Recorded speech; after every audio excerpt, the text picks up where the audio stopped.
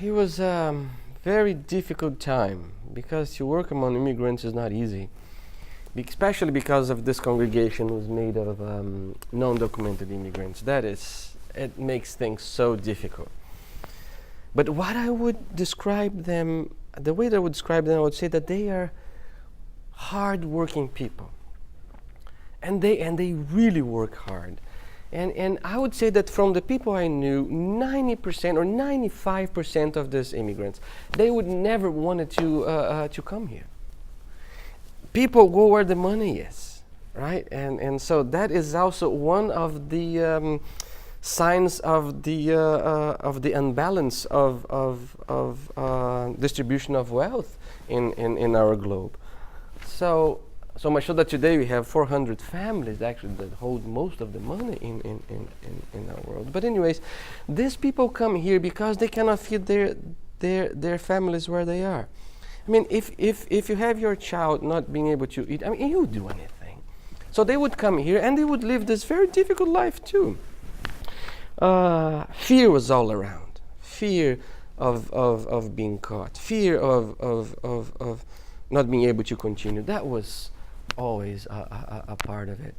But they were very hard-working people. I remember that our congregation was able to organize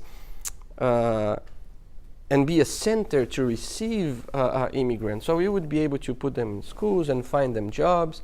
And I remember that some owners of some business around that area would come to me and ask for immigrants, because I remember vividly, because they said, we cannot find anyone from here who wants to do this kind of job, because it was hard jobs. I mean, you work inside of a fridge to take care of fish. I mean, you have to be in this cold place for 8 to 10 hours every day. Just one example. And see, these people are giving their best. And because they don't have proper documents, what happens is that most of them pay taxes. Most of them do. And so this money that should be going back to them later on as a social security, it will never go back to them. So when people complain that, oh, you're spending money on these immigrants, they are paying for it as well, because this money is going to go back to where? So the United States received tons of money every month from people that they would never give back at any point. So it was a wonderful experience, but very hard for me too, because it's a broken community, right? It becomes a dysfunctional community. Because of the situations. And so all kinds of things happen. So I was on call 24/7, and sometimes they would just be stopped by a police coming out of a job at 2 a.m. and then because they couldn't speak English, so I'd have to go, and they were so afraid.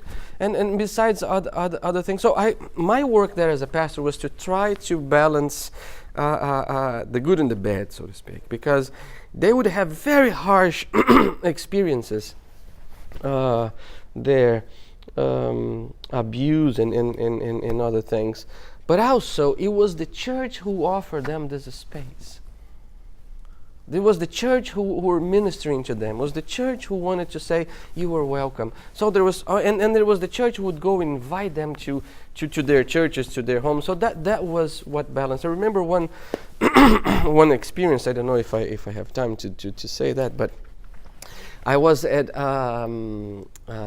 post office in Fall River. So there was a line to park the car, and so I was the next one. And then somebody that was behind me saw this spot free and parked, but it was my turn. So I went there to talk to this person. I said, excuse me, didn't you see there was the next one?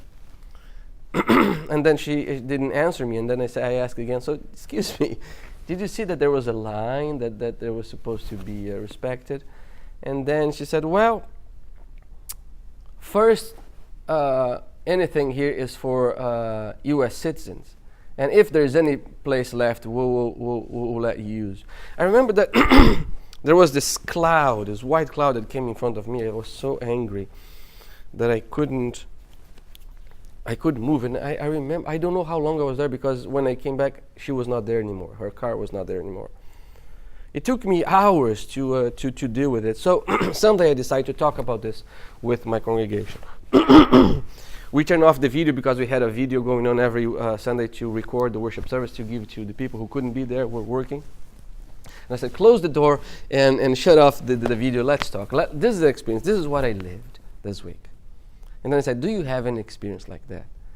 And oh, Mark, everybody was just like raising their hands, and they were telling their stories, and pretty soon there was this somber, this heavy weight in the church with all of these difficult, terrible experiences that people were being told.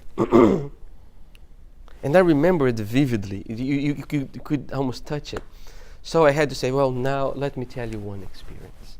And I told the experience of somebody who helped me when I didn't have a chance to figure out how to maneuver. And so now, everybody who told a experience about told a bad experience, now you're gonna say a good experience that you lived here, and everybody had one. So it was amazing how you and so then we had the Eucharist, and then we were crying and sharing bread and wine with each other and asking for God's mercy and thanking God. It was powerful. It was fascinating.